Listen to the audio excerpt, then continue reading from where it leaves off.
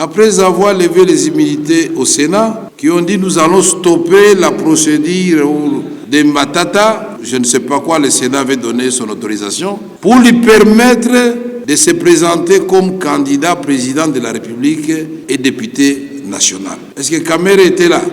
L'Assemblée nationale n'était pas officiellement informée par la Cour constitutionnelle. Didossina a écrit à la Cour constitutionnelle, non pas pour susciter un pugilat entre des institutions, mais pour rappeler seulement l'article 107 de la Constitution. Et pour...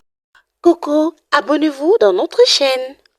Mesdames et messieurs, très chers téléspectateurs, bienvenue aux actualités de l'Assemblée nationale, par la vôtre, Julia Bisselengue.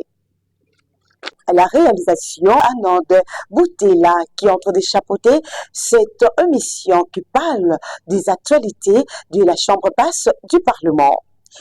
Aujourd'hui, on va parler de la plénière du mercredi et du jeudi 8 mars 2025.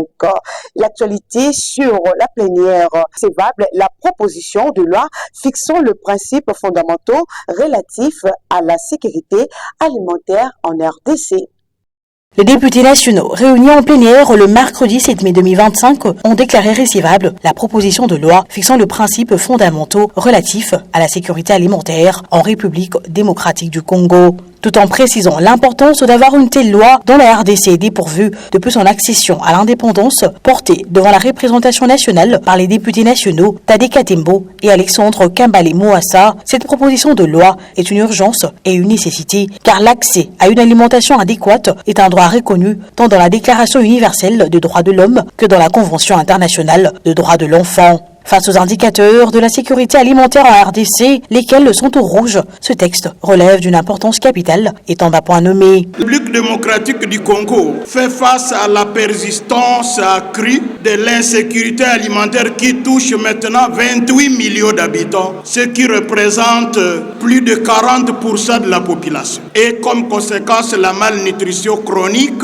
qui affecte les enfants de moins de 5 ans. Malheureusement, même certains aliments disponibles sur le marché ne répondent pas aux normes de qualité et d'innocuité. C'est l'exemple de tous ces colorants qui inondent le commerce sous forme de jus, avec un grand risque d'affecter la santé de la population et particulièrement des enfants en âge scolaire. La présente proposition de loi, une fois adoptée, aura pour vocation d'impulser le mécanisme approprié et innovant, la concrétisation progressive du droit à l'alimentation adéquate au profit de tout le Congolais, sans transformer ce droit à celui de distribuer la nourriture à la population, puisque droit à l'alimentation veut dire que chacun doit avoir le moyen de se procurer la nourriture, mais l'État doit faciliter ce droit. À noter que la proposition de loi fixant le principe fondamentaux relatif à la sécurité alimentaire montre les objectifs que le pays doit suivre et indique le cadre institutionnel de l'organisation de la sécurité alimentaire depuis le sommet de l'État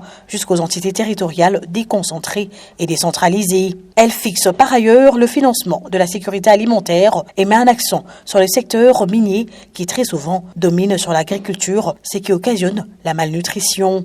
Des érosions aux problèmes de cohabitation de population en passant par la problématique de 15 000 réfugiés sud-soudanais au nord de la RDC.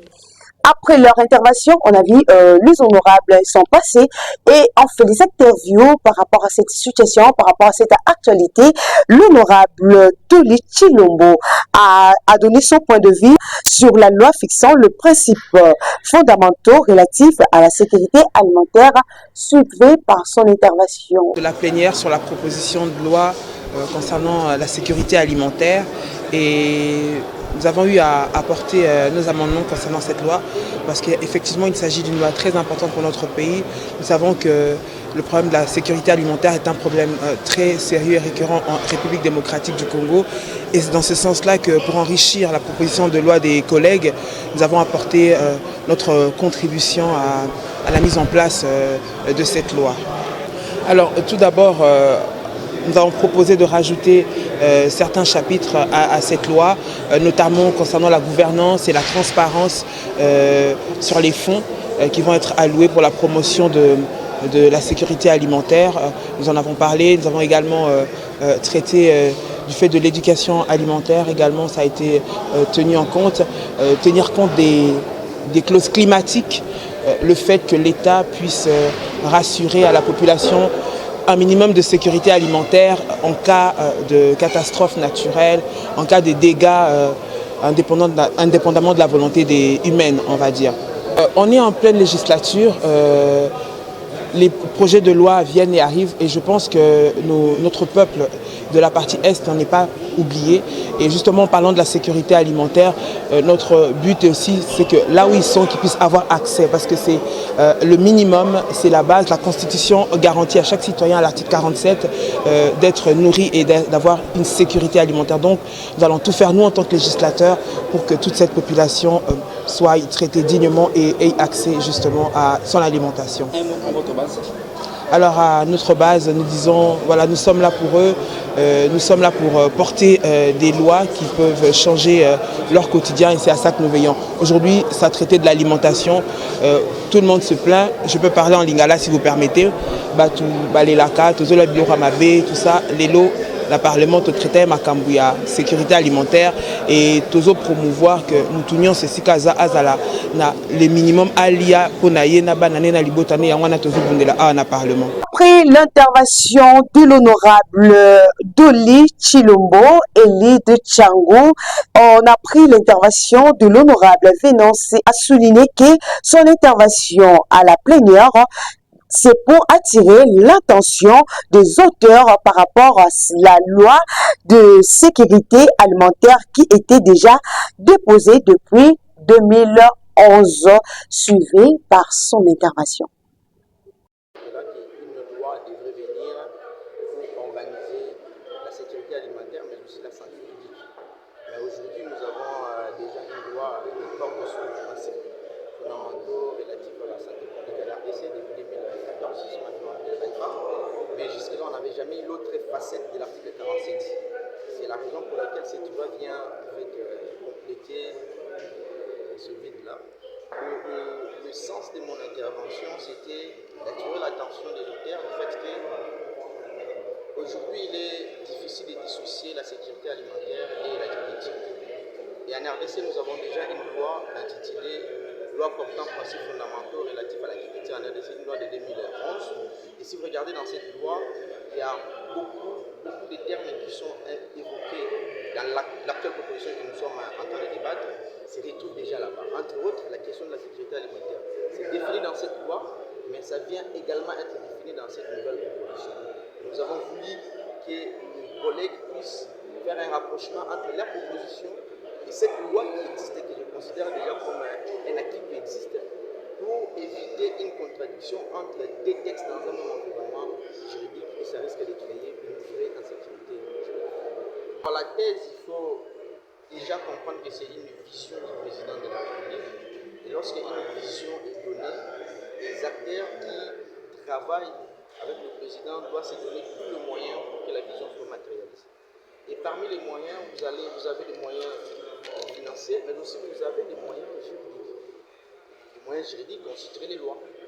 Et je pense que la loi qui est actuellement au débat au niveau de l'Assemblée nationale, ça fait partie des moyens qui viennent répondre à la vision du président de la République. Donc il est possible que nous puissions réellement avoir la revanche du sol sur Alors je vais commencer par la question de l'application. Si vous suivez l'évolution des législatures en République démocratique du Congo, vous allez vous rendre compte que dans les législatures passées, il n'y avait pas une commission qu'on appelle une commission de suivi et évaluation. Ça fait partie des innovations de l'actuelle législature. Le but d'ailleurs de cette commission, c'est pour se rassurer que toutes les lois qui sont votées soient exécutées et produisent les effets que nous attendons de toutes ces lois-là. Donc, je reste convaincu avec le nouvel esprit que nous avons imprimé au niveau de cette commission-là, l'application des lois fera certainement partie de notre cheval. Et en parlant de la question du pourcentage, aujourd'hui l'objectif c'est d'atteindre pratiquement 15 à 20% du budget consacré à l'agriculture. Mais ça, il faut un travail. Nous sommes en train d'y travailler, raison pour laquelle vous constatez d'une année à une autre, il y a un pourcentage supplémentaire qui s'ajoute dans le budget à ce qui concerne le secteur agricole. Parce que l'objectif est effectivement de répondre à cette exigence-là du président de la République, la demande sur le sous-sol. Merci beaucoup. Le lit du Kasaï central, l'honorable Meshak Mandefo-Mwela, a intervenu sur la situation sécuritaire dans les territoires de Kazumba précisément le secteur de Chibtabou. La situation n'est pas satisfaite par rapport à la sécurité là. Ce point sur la situation qui est en train de déranger son fief, pour le moment, suivez à large. Je pense que la motion d'information apportée sur l'insécurité dans les territoires de Kazumba, précisément le secteur de Chitadi, mon secteur à moi, parce que le Kazumba, c'est mon fief électoral. Aujourd'hui, la situation n'est guère satisfaisante. Lorsque vous arrivez à Kalwalwa vers Kasuku, vous verrez que l'administrateur du territoire en face de la province du Kasaï, il traverse pour donner des ordres. Tant que la situation n'est pas bien clarifiée, ça crée des conflits d'insécurité. Lorsque vous êtes vers Mouébansoir, vers le village Moutetela, vous verrez que c'est la même situation. Les gens ne savent pas cohabiter. Il y a eu mort d'homme, il n'y a pas 4 jours. Nous avons la même situation vers Ndemba avec le territoire de Moueka. C'est la même situation. Et entre Dimbelenge et Kabeyakamwanga, c'est la même situation. La population ne sait pas cohabiter. Tout ça, la cause c'est quoi? Les conséquences du démembrement. Et aujourd'hui, nous avons rappelé, au travers de notre motion d'information, que le ministre de l'Intérieur, qui est chargé de la territoriale, convoquait la conférence nationale sur la territoriale. Expliquer un peu aux autorités administratives territoriales comment les limites ont été opérées lors du démembrement. Cela va nous éviter les conflits récurrents que nous sommes en train de vivre chaque jour. Au lieu de se réjouir avec la population qui nous a élus, nous sommes là que pour partager l'argent, acheter les cercueils, l'argent faire ceci, trop de problèmes. C'est pourquoi nous avons, devant la représentation nationale, rappelé que cette mesure soit prise pour nous éviter les pires dans notre avenir. Voilà un peu l'objet de ma motion d'information. Merci. Beaucoup de territoire province ou Kasai occidental. Nous avons territoire de Kazumba, précisément mon secteur de Chitadi. Du côté de Kasuku, nous avons Balombodi, Chibamba, le territoire de Kamona, le Sambu de Musu de Kasai, Badiba Sabuka, Balwa, Bakebane, Bela, Nikeji à Kumpa de Bena, mon territoire de Kazumba. Du côté de Mouébansoir, les Balbet, du côté de Kasai. Badi kumbu vana to bibi jinga bwane bana betu bons na aba badi kote wa mai munene aba badi kote wa kabe kamwanga ne territoire wa Dimbelenge ne ku territoire wa Moueka ne Ndemba territoire wa Kasai central bibi jinga bwane bakalenga badi batayele chibambalo cha territorial basomba babikirije aba badi ko balombodi wane babaleje mushikai utuba to atondola Chibambalo chetu cha Kasai occidental chikono chikuru matapo. Donc, bo beza mushindo nuko ne beza mwane katukadi ne madilu bikale to dos ne isanka bana betu bali makusere bana bana baba makusere bana betu tungwangana bikala munkati mwe ki me makesa atu nawo patu baite ni moso de formation wewe mina kuchiku maimila jika juka kubambila jakalo na tukwane bijinga itali ditalana parce que tout bonso tudine nkambo umwa bilijimane ditalana bobu mwa dungwangana dikala munkati mwe parce que bati bobi kala mu luta to to betu ne luta bati dungwangana to betu ne ditalana mu michime yetu dungwangana kwa bwana Felix Antoine Tshisekedi udu mfumo wetu mwana wa Mukasai Les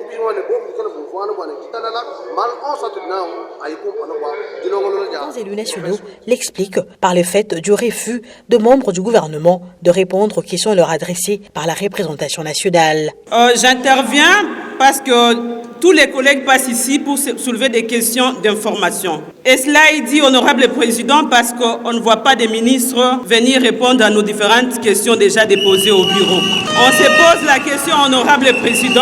Nous avons été élus pour 3 missions. La première mission de représenter les peuples, la deuxième mission de légiférer et la troisième mission de contrôler le gouvernement. Honorable président, nous avons besoin du contrôle du gouvernement. À cette affirmation, le speaker de la Chambre basse du Parlement, le professeur Vitel Kamere, a reconnu aux élus la légitimité de leurs revendications tout en confirmant pour ce jeudi 8 mai le début de plénière dédié au contrôle parlementaire.